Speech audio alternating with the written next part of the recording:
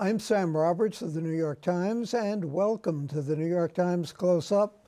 This week, historian and author Kevin Baker joins us to discuss his new book, The New York Game. He chronicles baseball's origins and its inextricable connection to the rise of New York City as an economic and cultural icon. But first, let's review the week's political headlines. Andrew Cuomo appears to be re-emerging into New York politics as fellow Democrats smell blood from a wounded Eric Adams. The Times reported that a former aide to the mayor is cooperating with federal investigators in an ongoing probe into campaign financing. And polls are suggesting that Adams might be vulnerable if he seeks another term next year.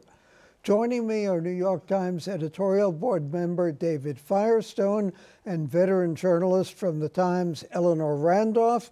Eleanor, the author of Many Lives of Michael Bloomberg. Welcome to both of you. How vulnerable is the mayor if he runs again next year? Incumbents normally are not vulnerable at all. Of course, the only ones that we can remember who lost when they sought re-election, Abe Beame and David Dinkins. How vulnerable would Eric Adams be if he runs again? Eleanor? It's a little early to decide this. And I was thinking about Bloomberg. Bloomberg had the same kind of polling numbers, very, very low approval ratings about this time, and he won his second term. And usually the mayor can win that second term. And, you know, de Blasio, even though we thought there's no way de Blasio would win that second term, he did. I mean, the question is what happens if if he's indicted. You know, all bets are off, really, at that point. And that's why you are seeing Cuomo coming out now. They're all sort of running it up the flagpole. Cuomo, State Senator Zeldin Myrie, former comptroller Scott Stringer. They're all just saying, I might be one. I might be able to do it. And they're basically trying to see if they can get any money at this stage. David, what do you think? Even if he's not indicted, I think he's extremely vulnerable, in part because he really has nothing to show for his mayoralty so far. He's been struggling with almost every issue that he's been presented with. The one thing he can show at this point is that they're picking up the trash better, thanks to Jessica Tisch. But largely, it's been a series of defeats. And every time there's a story about the mayor, it has to do with something terrible that's happened.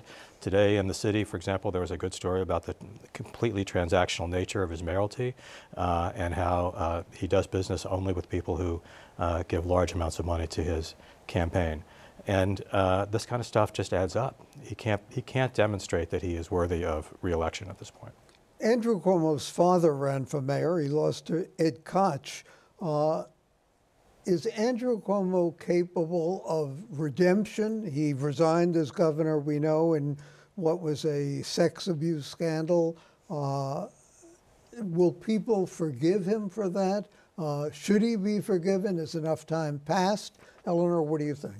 You know, I went back recently and looked at some of the charges, some of the things women had said about. He's not Harvey Weinstein or anybody like that, but he just, he created a very, very toxic workplace, and especially for women. I don't know whether people care about that anymore. I mean, what Cuomo will say is that he's, tough and strong and he gets things done, and you have a new train station and a new airports, new airport, a new bridge across the Cuomo Bridge, a new bridge for his father. At least one. I mean, and so he's done all these things, and people might decide, well, if they think the way David is talking about people thinking, they'll finally say, I want somebody who can get things done. And all this stuff that will churn up as a result of Cuomo coming out the Cuomo people say, you know, they haven't proven anything, and so, you know, who knows? Is strength that important right now? That's the one thing that Cuomo could add to the mix. David, you wrote editorials for the Times. You wrote them when Andrew was governor. You also got a lot of blowback when, in 2014, we did not endorse Cuomo. The Times did not in the Democratic primary, pointing out all the good things he had done, but also raising questions about the things he hadn't. That was before he was accused of sloppiness in handling COVID deaths. He was strong as governor. Would the same strengths apply to an Andrew Cuomo as mayor, do you think? Well, you could argue that he would certainly be more competent than the current mayor. But there are some things that are not forgivable. And those things usually have to do with failures of character. And that's the problem with Andrew Cuomo. The atmosphere that he created in his office was a direct outgrowth of the nature of his character, which, by the way, we also saw in his relationship to City Hall during the years when he was governor. I think those things are not going to be forgiven, certainly not forgotten by New York City voters who do not want to live through that one more time. God knows we need a more competent mayor, but there are others who can do that job.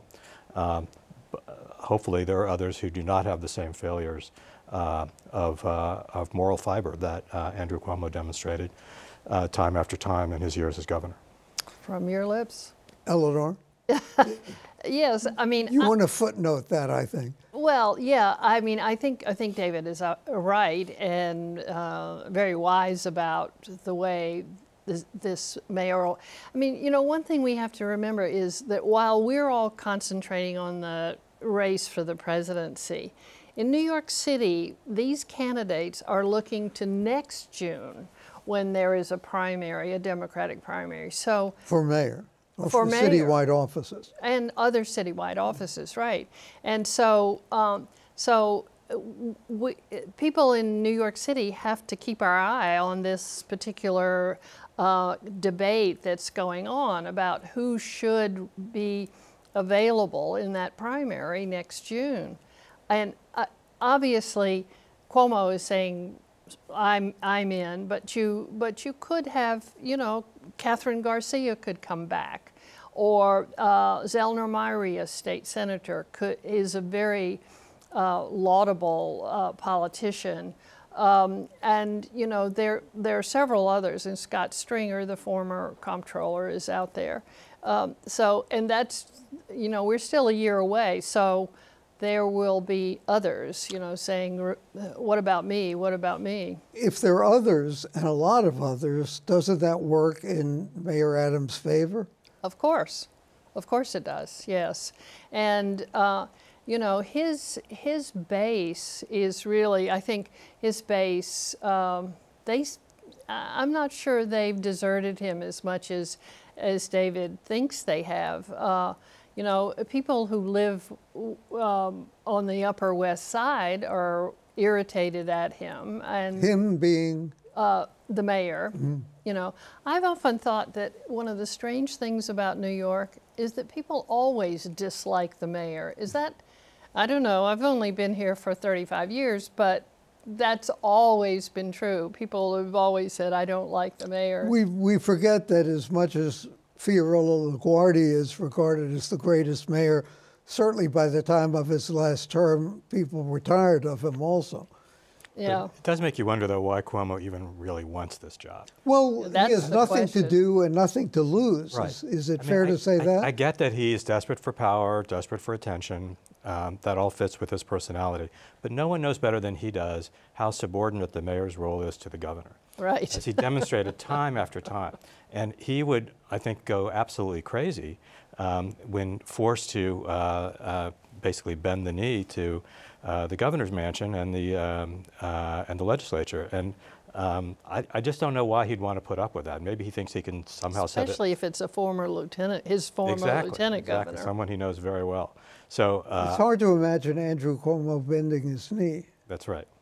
And yet that's pretty much what you have to do sometimes. Who would his constituency be running for mayor? Queens, maybe? Yeah, I think he'd probably do well in Queens, and there are certain Staten Island, maybe. parts of Staten Island and parts of Brooklyn, maybe even a little bit of Manhattan. But I think ultimately his opponents would then remind voters exactly what it is that happened during his tenure, and why they really don't want to go through that again. I suspected there would be a bid that would not go very far.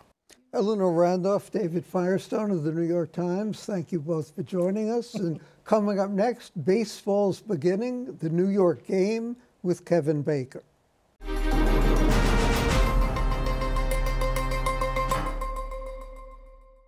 My next guest is an acclaimed novelist, historian, journalist who's written extensively about New York City and about baseball. In Kevin Baker's latest book, The New York Game, Baseball and the Rise of a New City, he makes the compelling pitch that New York City has always been the true heart of American baseball. Adam Gopnik in the New York Times said it's an insightful, beautifully crafted narrative, and that it certainly is. Kevin, I thought basketball was the city game, not baseball. You know, people can make a case for anything, maybe handball, but really baseball as we know it started in New York City. And not Cooperstown. New York has always loved it. Not Cooperstown, and that's the thing. Cooperstown is a wonderful myth that came out of the desire to have baseball start in some ideal pastoral landscape. But it wasn't the case. It really started in the city on these empty lots here, played by as many people as you could get together from all walks of life. Now, how did it start here, of all places? Well, this is the thing, you know, American agricultural life, farms are pretty big in America. Hard to get 18 people together. Here in New York, people were immediately there, and it starts off kind of upper middle class people, mostly clerks, bankers who can get off for the afternoon and go play, but pretty quickly everybody was playing it. Working men, gentlemen, people of all races and colors, immigrants, as well as so-called Native Americans, as Anglos called themselves in the 19th century. It really was this great kind of melting pot on the field as well as in the city. Why was baseball so inextricably linked to the growth of the city itself? Well, it became really this place where you could kind of all get together and do these things. And it came very much out of the street culture of the city. You have the old volunteer fire departments, the old fire companies, who would run their engines to the fires. They'd have to haul them through the streets. They would usually fight with each other over who controlled the hydrant.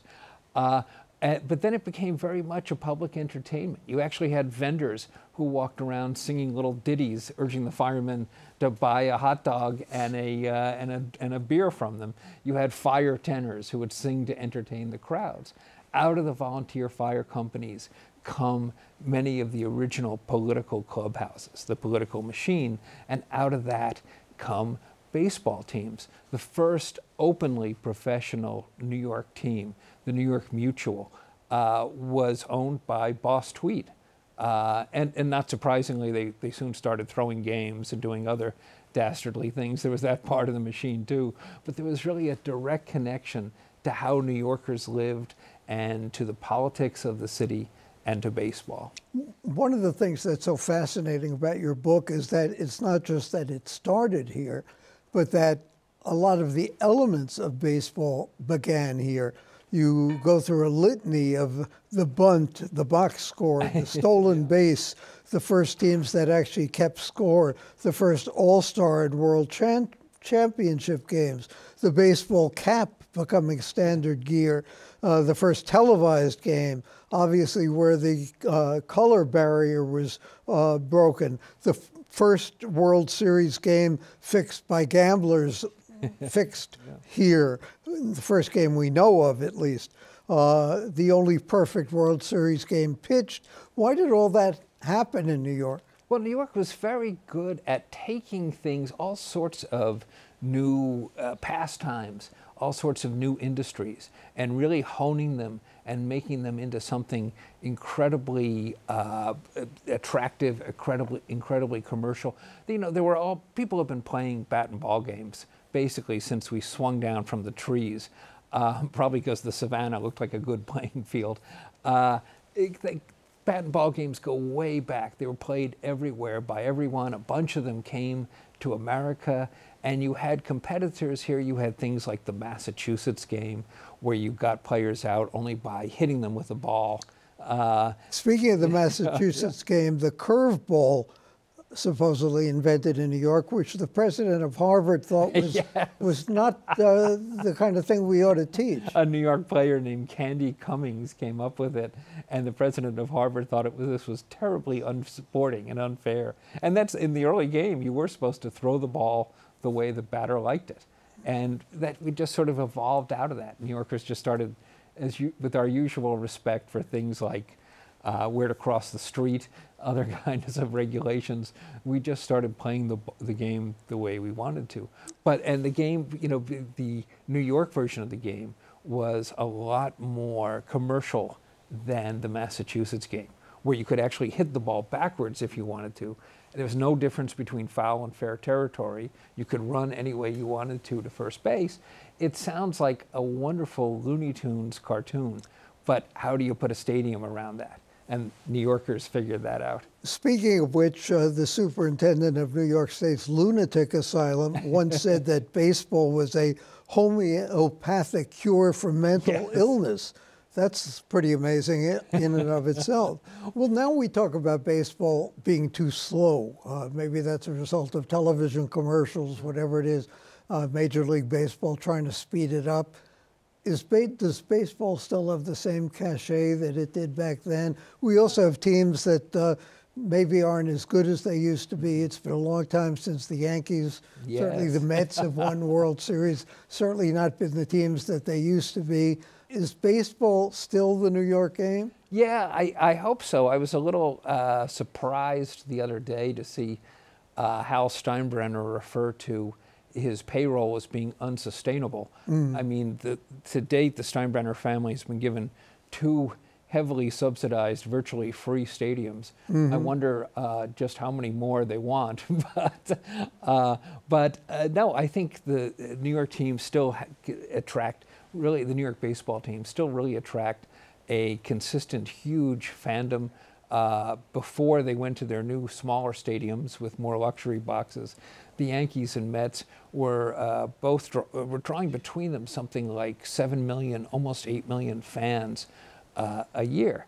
It is the biggest city in the country, but how does that compare per capita to other cities around the country? Oh yeah, I think much more, and much more than in the past, even in what we think of as the golden age of New York baseball, the 10 years or so after the war. And it really was, in terms of 3 teams doing very, very well. The attendances shot up way past that. I think, as with all sports, they're going to face a certain implosion unless they get ticket prices, vending prices down to a sustainable level. You know, that's where we need to be sustainable. You just can't milk the fans all the time in every way. You know, you take a family of 4 to the stadium and it costs a lot. Yeah, it's a small fortune. And they do things now like they've started, I know at least at the Mets Stadium, which I will not call by its new name, the stadium formerly known as Shea. Right. You can't even use cash. There are even machines in it where you can exchange your cash for a card, but it's a completely cashless setup. It's things like that, like the extreme price of luxury suites and boxes, are really killing the democratic aspect of the game, which is one of the best things about it. But I guess they must be making money. Oh, they're making money hand over fist still, and they get these huge TV contracts. Again, the fans still support them.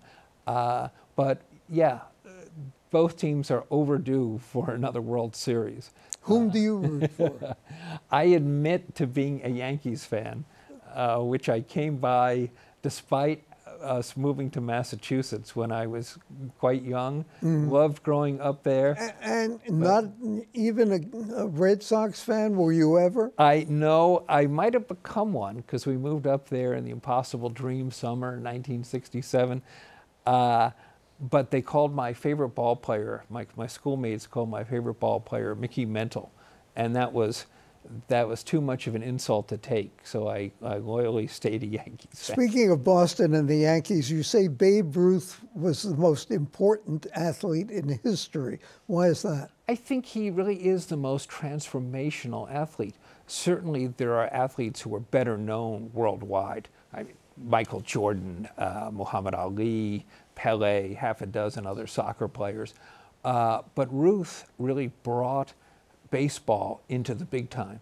Before Babe Ruth got to New York, baseball made about as much money and profit as the sheet music industry. He was sold to the Yankees by the notorious Harry Frazee, owner of the Red Sox, because Frazee was also a Broadway producer. Broadway was much more lucrative than baseball, which was the only major professional sport. Ruth changes all that. Ruth draws the first million-fan gate at the Polo Grounds in 1920, where the Yankees were renting space. And he brings baseball into the big time. With baseball, all American professional sports come into the big time, and the rest of the world sort of follows suit. So he's really this hugely transformational figure. You write in the book that it's unlikely that any sport today will bind people together in the way that baseball did in the late 19th and certainly in the 20th century. Why do you think that is? Well, because there are so many more entertainments, and because we're so busy on our devices, there are so many more We're left to our own distractions. devices. Yes, exactly. So yeah, I don't think anything quite has the appeal that baseball did. And baseball really was. It was the only game in town for a long time. Professional football starts around 1919. It doesn't make nearly the splash baseball does for like another 40 years. The NBA doesn't get started till after the Second World War. Hockey was long been around, but long this sort of marginal sport. So baseball really took over in that way and brought fans to almost an ecstasy of rooting. People rooting for instance, the Brooklyn Dodgers, hoping year after year to finally win the World Series and finally doing it. I don't think you'll ever see as joyous a celebration as what happened in 1955. Why did people stick with the Dodgers like that?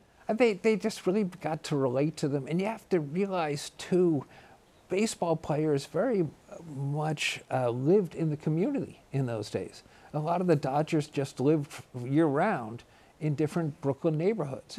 They made more money than the average person, but they didn't make a lot more. All these sorts of people. Bobby Thompson hits his game-winning home run, famous home run in the *51 Giants-Dodgers playoff. He goes down to take the ferry home to Staten Island. He goes out with his brother, who was a fireman, meets him at the ferry. They go out to celebrate at a local restaurant. It was very much more integral to the community. Guys like Willie Mays, but he also Mantle played stickball in the streets with the local kids. Lou Gehrig loved to come home and play with the local kids on a sandlot. The gods lived among us. The book says that, quotes a ball player lamenting that the game has become more about play for pay than it used to be. That was 1868. It gives a little good perspective about then and now, doesn't it? I love that quote. I think it's the first lamentation for the old days. He said they don't play it the way they did in 1858. Yeah. And that's, it makes us beware of too much nostalgia. And certainly there were a lot of things wrong with the game, the organized game going forward. One of them, of course, was the horrible exclusion of people of color, of black players, from organized white baseball. And that went on for a long time. All black players were excluded from the major leagues after 1884, from the minors too after 1898. And that's a terrible story, as a terrible story in America in general. Also an inspiring story, though, in how they and a lot of great Hispanic players were able to make leagues, make teams of their own. And again, some of the most influential and game-changing ones here in New York. Kevin Baker, the book is The New York Game, a book that is fun and worth reading. And coming up next, my thoughts on a mayoral appointment.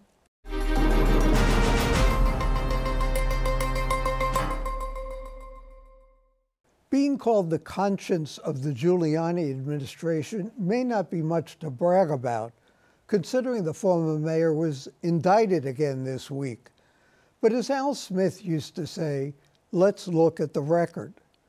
As Giuliani's deputy, Randy Mastro was instrumental in ridding the private carding industry and Fulton Fish Market of organized crime.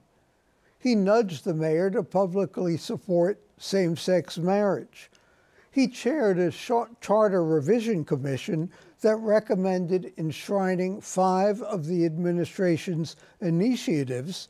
They protected immigrants, human rights, abused children, victims of domestic violence, and they imposed stricter gun controls. In their wisdom, the voters approved all 5. Since then, Mastro was vice chairman of the Legal Aid Society. He was chairman of Citizens Union, the venerable Good Government Group. Now Mayor Adams wants to name him Corporation Counsel. As the city's top lawyer, he would command a staff of 800 attorneys. Their job to defend City Hall, including the City Council, against lawsuits. He would also be empowered to legally challenge gun manufacturers, irresponsible landlords and developers, and merchants who cheat consumers.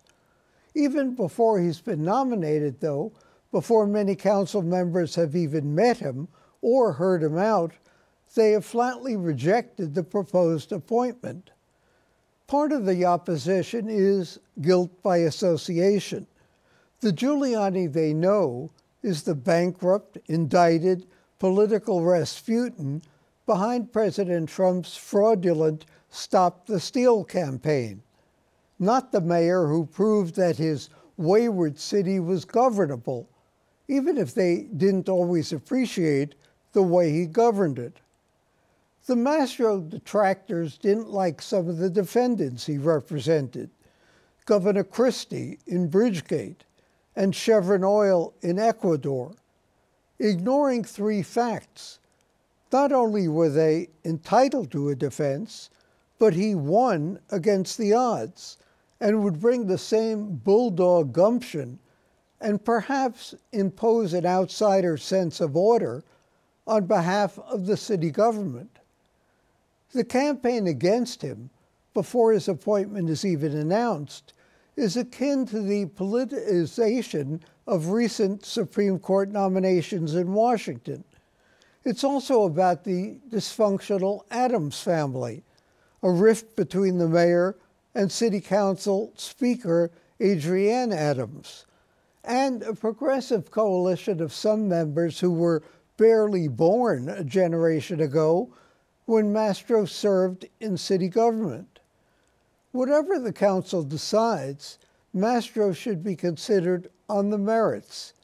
Justice and common sense demand that he not be sacrificed without even a hearing to ideology and politics. For the New York Times and CUNY TV, I'm Sam Roberts.